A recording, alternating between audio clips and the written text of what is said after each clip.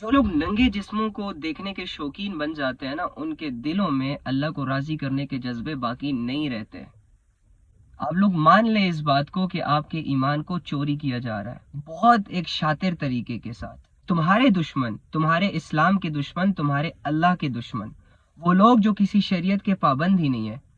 وہ لوگ جو بے لگام گھوڑوں کی طرح اپنی زندگی گزار رہے ہیں، وہ تمہیں بھی اللہ کی نظروں میں گرانا چاہتے ہیں، اور اس کے لیے وہ محنت کر رہے ہیں۔ کہیں سے بھی کسی راہ چلتی ہوئی لڑکی کو پیسے دے کر اپوائنٹ کرتے ہیں، کیمرے کے سامنے اپنے جسم سے کپڑے اتارنے کے بھی پیسے دیے جاتے ہیں، پھر ان کے جسم کو ایک فیک طریقے کے ساتھ تمہارے سامنے پیش کیا جاتا ہے، بہت سارے فلٹرز لگا کر ان کی بیوٹیز کو نکھارا جاتا ہے، ایپس یوز کر کے ان کی ایکنیز کو دور کیا جاتا ہے، ان کی باڈی شیپس کو چینج کیا جاتا ہے، انہیں اسکرپٹ پکڑائی جاتی ہے کہ آپ لوگوں نے یہ باتیں کرنی ہے، یہ سینز کریٹ کرنے ہیں۔ اس طرح سے تم لوگوں نے مسلمانوں کو بے وقوف بنانا ہے،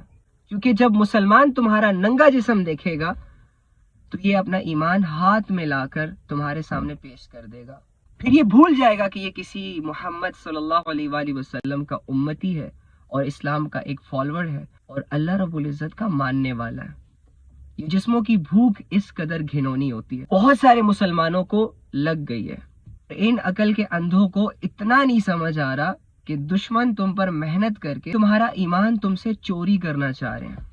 اب وہ ہاتھ ڈال کے تمہارے سینے سے تو ایمان نکال نہیں سکتے، لہٰذا تمہیں بے حیا بنا کر اللہ کی نظروں میں گرائیں گے۔ کیوں؟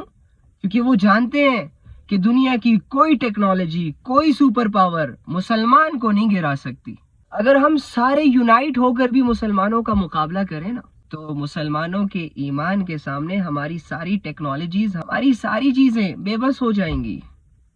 ہم نہیں ہرا سکتے مسلمانوں کو،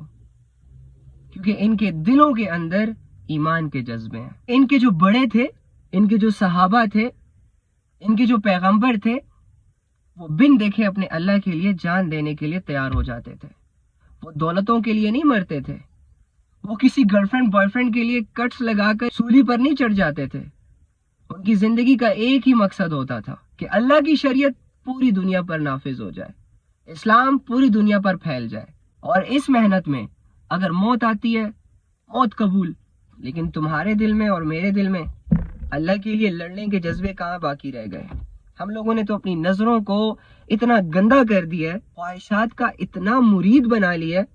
کہ اب نفس اور خواہش ہم پر راج کر رہے ہیں، ہم اس کے غلام ہیں، جو دل کہتا ہے وہی کرتے ہیں۔